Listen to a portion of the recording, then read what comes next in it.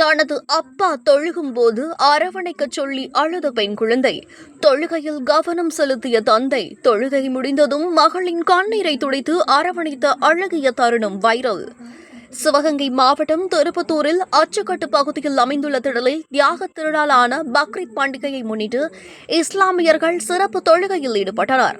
முன்னதாக திருப்பத்தூர் அனைத்து பள்ளிகளைச் சேர்ந்த ஜமாத்தார்கள் புத்தாடை அணிந்து பெரிய பள்ளிவாசலில் ஒன்று கூடி பின்பு அங்கிருந்து நடைப்பயணமாக அச்சுக்கட்டு ஈத்கா மைதானத்தை வந்தடைந்தனர்.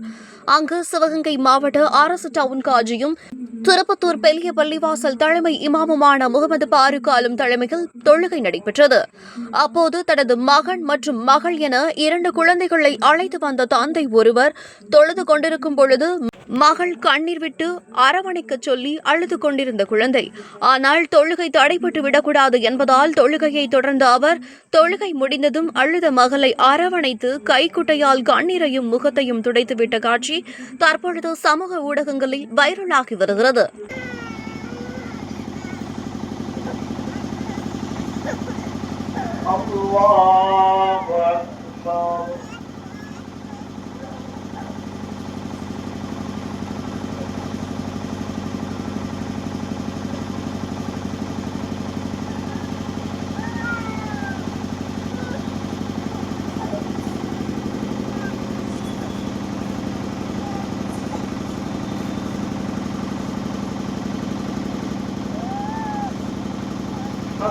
السلام عليكم ورحمة الله.